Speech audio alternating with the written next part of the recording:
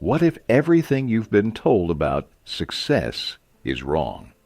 What if greatness isn't about being born with rare talent, but about something anyone, yes, even you, can achieve with the right approach?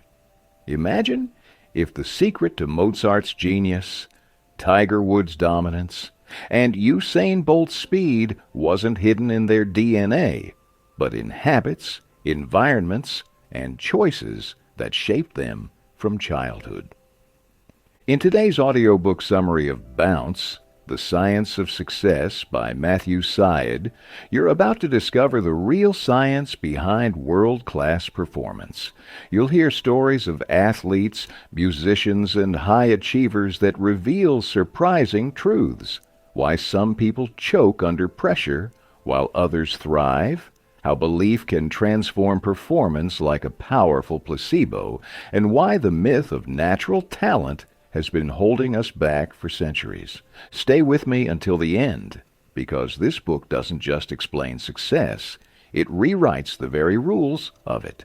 And if you take these lessons to heart, they can transform how you practice, how you perform, and ultimately, how you succeed. Welcome to Audiobook 101, the channel where we bring you the most powerful ideas from the world's best books on success, wealth, mindset, productivity, and personal growth.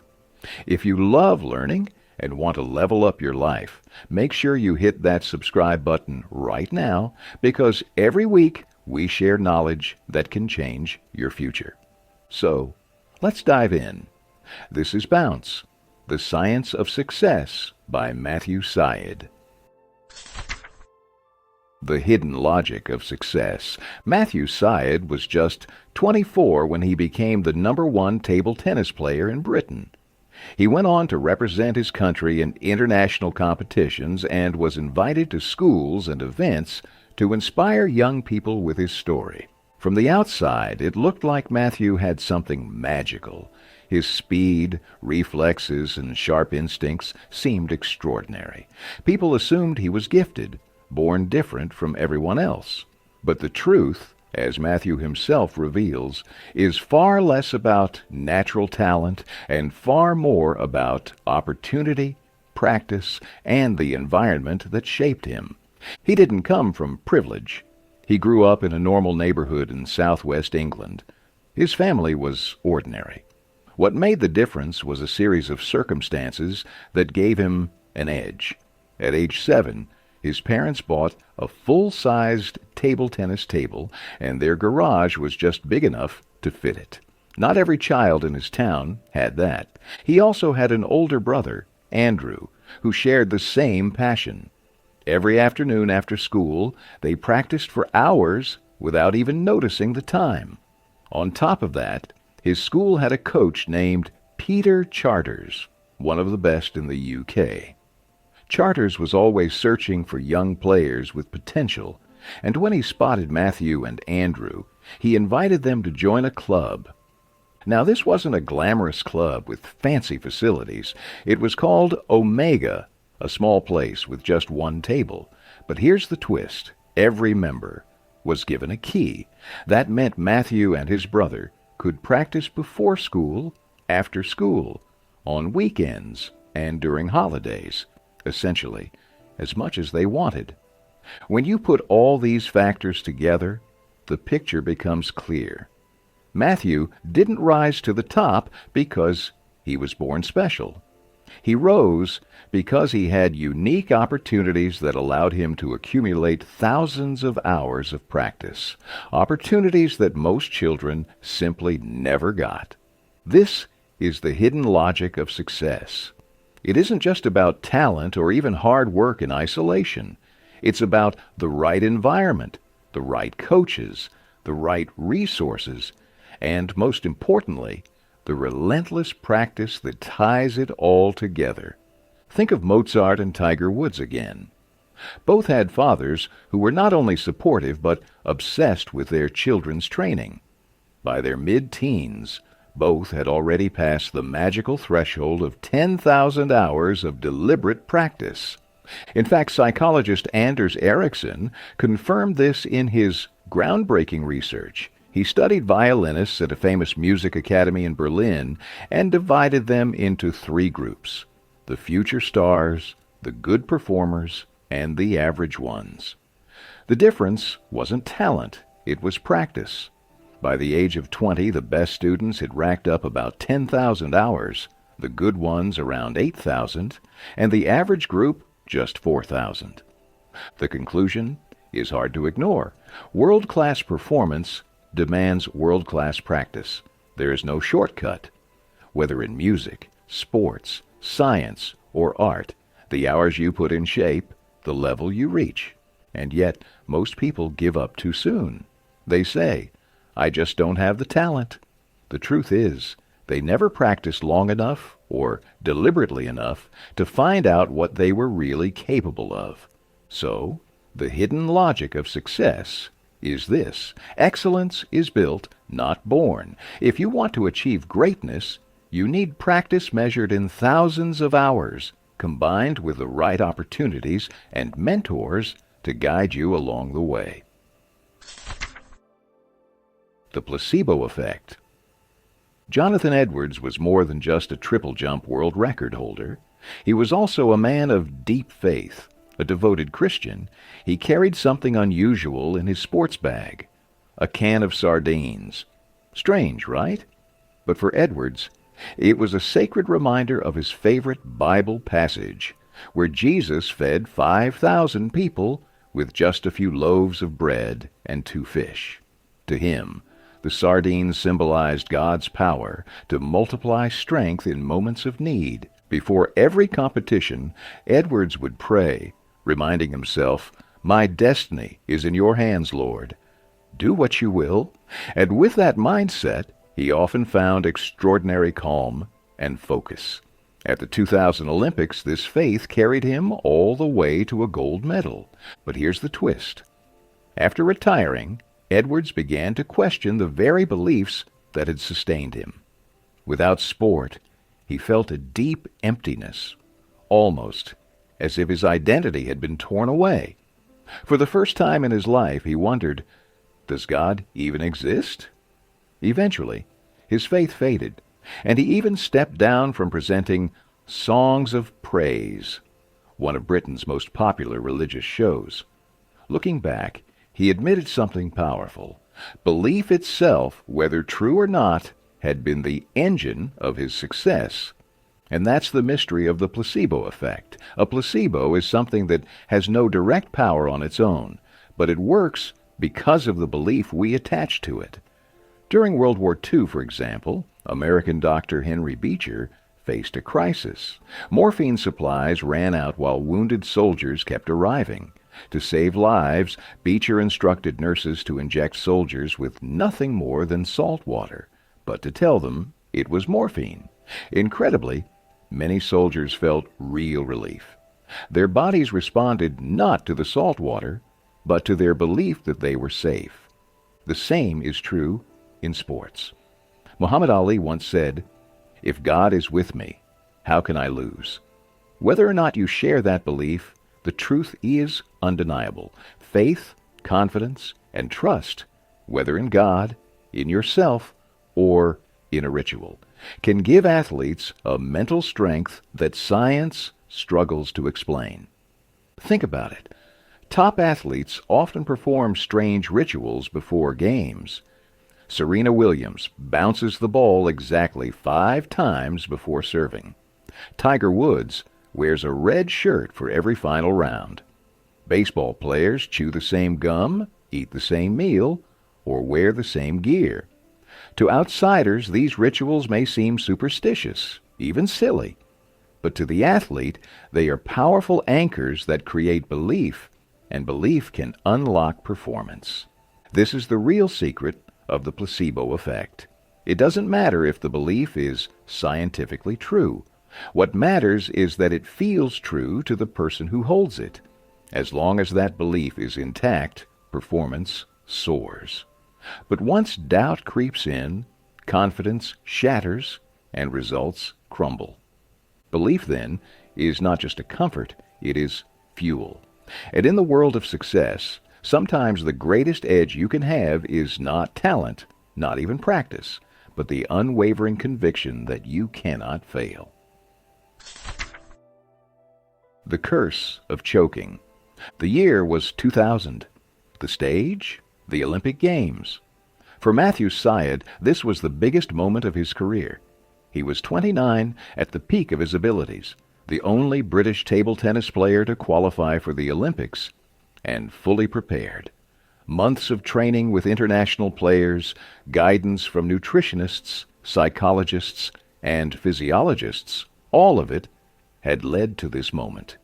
The British crowd roared as he stepped into the arena. This was supposed to be the match that defined his destiny. And then, something unthinkable happened.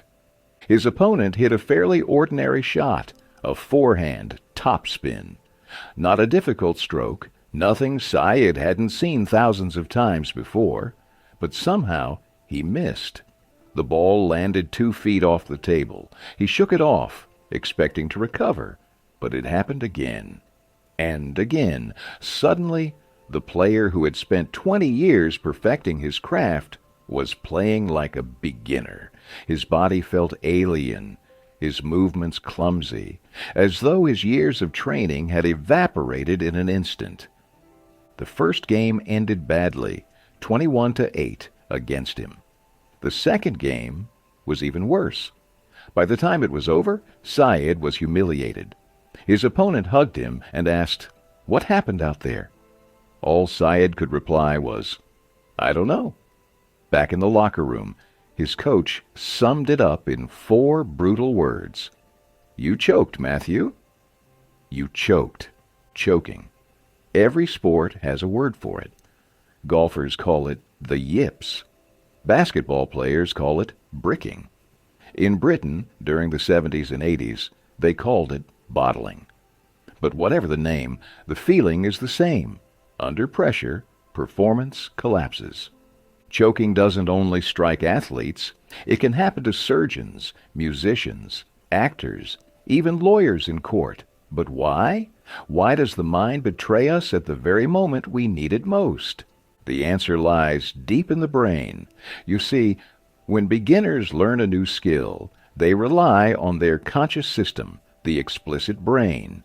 They think carefully about every movement, every detail. But as skills develop, the brain shifts the knowledge into the unconscious, the implicit system, where movements become automatic and fluid. This is why experts can perform complex actions with ease. They've hardwired the skill into their bodies. But under extreme pressure, something strange happens. The conscious brain, the explicit system, takes back control. Instead of letting the unconscious mind flow, the player starts overthinking. Every movement becomes stiff, unnatural, and forced. It's like trying to manually control a car engine that normally runs on autopilot. That's why only experts choke. Beginners have nothing to lose. Their skills aren't automatic yet. But experts, with thousands of hours of training, can fall apart because pressure drags them back into conscious over-analysis. Choking is cruel. It turns the beautiful rhythm of practice into chaos. And the worst part? Once doubt enters, it spreads like poison. Every missed shot feeds the fear, and the fear feeds more mistakes. Matthew Syed's Olympic nightmare is a reminder that greatness isn't just about practice and preparation. It's also about mastering your mind under pressure. Because in the heat of the moment, talent and training alone may not save you. Only the ability to stay calm, to trust your unconscious, and to silence the voice of doubt will. If you've ever watched athletes closely, you may have noticed something strange. They all have their little rituals. Some tennis players bounce the ball a certain number of times before serving. Serena Williams once admitted she had to bounce it exactly 5 times, or she felt her game would fall apart. Tiger Woods always wore a red shirt for the final round of every competition. Baseball players eat the same meal before every game, or chew the same gum, or even use the same shin pads for years. To outsiders, these routines look like superstition, but to athletes, they feel like a source of power. Take baseball legend Wade Boggs. Before every game, he ate chicken, always chicken. Dennis Martinez had his own habit. After every inning, he drank a cup of water, then placed the cup upside down in a neat line beneath the bench. Tennis star Goran Ivanisevic would repeat the exact same day, step for step, after winning. Same food, same TV shows, even the same conversations. At first, you might laugh. How could such small, odd habits influence world-class athletes? But here's the fascinating part. Science shows these rituals are not random. They're tied to something deeper in human psychology, something even pigeons can teach us. In 1947, the psychologist B.F. Skinner placed hungry pigeons inside a cage that delivered food at fixed intervals. The pigeons didn't know the food would come, no matter what they did. So, when food appeared after one pigeon happened to spin around, it assumed spinning had caused the reward. From then on, it kept spinning, again and again, convinced that was the trick. Another pigeon bobbed its head. Another tapped the cage. Each one developed its own superstition, believing its behavior controlled the outcome. Now compare that to athletes. Imagine a player has an incredible game. On the same day he chews gum or ties his shoelaces in a special way. The brain links the two together. Ritual equals success. From then on, the ritual becomes sacred. It reduces anxiety, builds confidence, and convinces the athlete that success is within reach. Of course, rituals can sometimes get out of hand. One soccer defender, Kolo Touré, had a ritual of always being the last to leave the locker room after halftime. But during one match, a teammate was injured and urgently needed him on the field. Still, Touré refused to leave until everyone else had gone, delaying treatment and putting his team at risk. When superstition takes control, it can cross the line from helpful to harmful. But most of the time, rituals are harmless and even helpful. They don't magically improve skill, but they calm the mind. They trick the brain into believing, I've done this before, and I won. And that belief can free an athlete from doubt, letting their unconscious skills flow. In the end, rituals, whether in pigeons or in athletes, reveal the same truth. When we feel uncertain, we reach for patterns. We cling to habits that give us a sense of control. And sometimes that feeling of control is all we need to perform at our best. Drugs in sports. In 1979, a 13-year-old girl named Heidi Krieger received a letter that would change her life. She was invited to train at Dynamo Sports Club in East Berlin, one of the most prestigious programs in the country. For a young athlete with dreams of glory, this was the golden ticket. Heidi was thrilled, and her family celebrated the opportunity. Soon, her training began. Days were divided between school and intense practice sessions. Her coaches told her she had the potential to become a champion, perhaps even a world-class star. But then, something unusual happened. Doctors began giving Heidi bright blue pills, telling her they were vitamins to keep her healthy and strong. At first she trusted them, but gradually her body began to change. Her muscles grew unnaturally fast. Her face hardened. Her voice deepened. She became moody, aggressive, and depressed. By the time she realized what was happening, she was trapped in a system where refusal was not an option. The truth, those vitamins were anabolic steroids. Heidi wasn't the only one. Thousands of young East German athletes, boys and girls barely in their teens, were secretly fed performance-enhancing drugs as part of a state-run program. The government wanted medals. It wanted proof that communism created superior athletes. And to achieve that, they were willing to sacrifice the health, identity, and even the humanity of their children. The results were staggering. By the mid-1980s, East Germany was winning Olympic medals at a rate that shocked the world. Heidi herself became a European champion, winning gold in shot put in 1986. On the outside, she was celebrated. On the inside, she felt like a stranger in her own body. Her mind and identity no longer felt like her own. Years later, unable to live with the changes, Heidi transitioned and lived as Andreas Krieger, carrying the scars of a childhood stolen by a government experiment. This dark chapter forces us to ask, should drugs in sports be completely banned, or should some be allowed under strict medical guidance? The World Anti-Doping Agency, WADA, insists that banning is necessary to protect fairness. But ethicists like Julian Savulescu at Oxford argue something controversial. If safe enhancers were legalized, athletes wouldn't need to hide, and the risks could be controlled. After all, the truth is sobering. Cheaters often stay one step ahead of the testers anyway. But here's the question that cuts to the heart of the issue. What does victory mean if it comes from a syringe and not from sweat? If an athlete wins because of drugs, is it really a triumph or just an illusion? Yes, drugs may create champions, but they also destroy lives. Behind every medal, there could be a story like Heidi's, a story of betrayal, loss, and irreversible damage.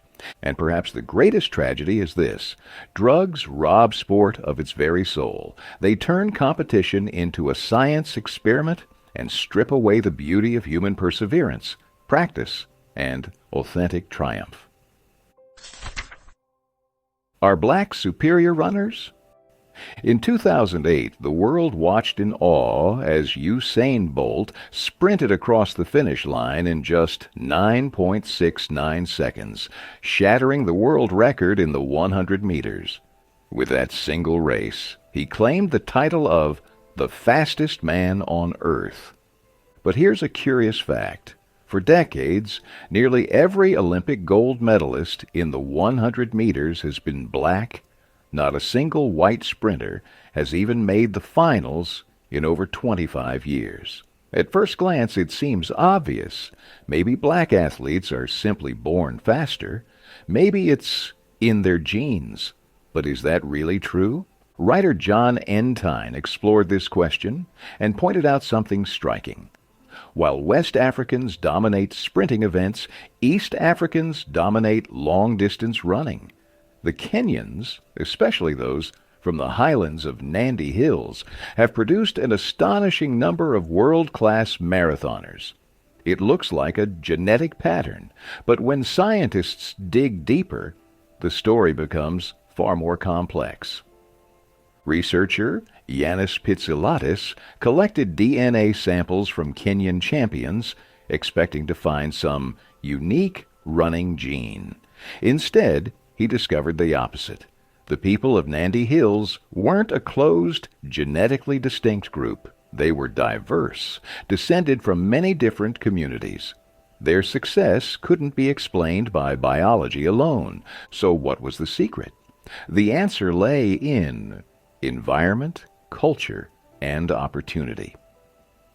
In rural Kenya, children often run long distances just to get to school, sometimes 20 kilometers a day, at high altitude, where the air is thin and the body adapts by producing more red blood cells.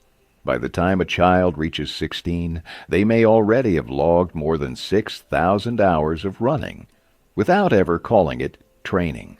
Combine that with a culture where running is celebrated, nutritious diets built from simple, natural foods, and a powerful national pride fueled by Olympic heroes. And you get the perfect storm for producing distance champions. Sprint success follows a similar pattern.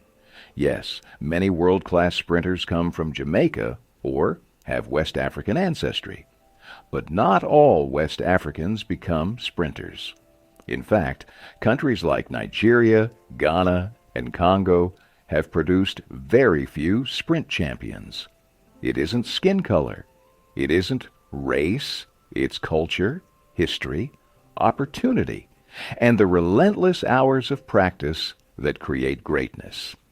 Science has also shown that genetic differences between races are tiny, far smaller than most people think. In fact, people of the same race can be more genetically different from each other than from someone of another race, which means the idea that one race is born to be superior runners is more myth than fact. The truth is this: greatness is not written in our DNA. It's written in our choices, our habits, our environments. Whether it's a Kenyan child running to school in the highlands or a Jamaican teenager training on dusty tracks, success comes from circumstance and effort, not skin color. So the next time you watch Usain Bolt explode from the starting blocks, remember, it isn't about being born special. It's about a lifetime of practice, culture, and conditions that forged him into the legend we celebrate. Conclusion. So, what have we really learned about success? We've seen that world-class performers, whether athletes, musicians, or scientists, are not simply born with magical gifts. They are built. Their greatness comes from years of deliberate practice, often beginning in childhood, combined with access to the right coaches, mentors, and environments. By the time they're recognized as prodigies, they've already invested close to 10,000 hours honing their craft. We've also seen the hidden forces at play. The placebo effect, for instance, shows us the astonishing power of belief, how faith, confidence, or even simple rituals can transform performance. Champions believe first, and then they win. But belief has its shadows too. We explored the curse of choking, when pressure drags experts back into overthinking and destroys their flow. We learned why only masters choke, and how trusting the unconscious mind is the only way through. We examined the strange world of rituals and superstitions, from baseball players to pigeons, and discovered that even irrational behaviors can calm the mind and boost confidence. Sometimes, the illusion of control is enough to create real results. We also confronted darker truths, the tragic story of doping in sports, where young athletes were exploited in pursuit of medals, proving that shortcuts may bring glory, but often at the cost of health, dignity, and humanity. And finally, we tackle the myths of race and talent, uncovering that success is never written in DNA. It comes from culture, opportunity, environment, and relentless training. Greatness isn't a gift handed down by birth. It is something that is built hour by hour, choice by choice. The message of Bounce is clear and empowering. Talent is overrated, practice is everything, and belief is powerful. Success is not reserved for a chosen few. It is available to anyone willing to put in the work, seek the right opportunities, and trust in their journey. So, as you step away from this summary, remember this: your future is not fixed. You don't need to be born special to achieve something extraordinary. With practice, belief, and persistence, you can rewrite your own story of success. And before you go, if you enjoyed this journey, make sure to subscribe to Audiobook 101, the channel where we bring you the best ideas from the greatest books on success, wealth, mindset, productivity, and personal growth. Every week we share knowledge that can change your life, one audiobook at a time. This was Bounce, The Science of Success by Matthew Syed. And now, it's your turn to take the lessons, put them into practice, and bounce higher than you ever thought possible.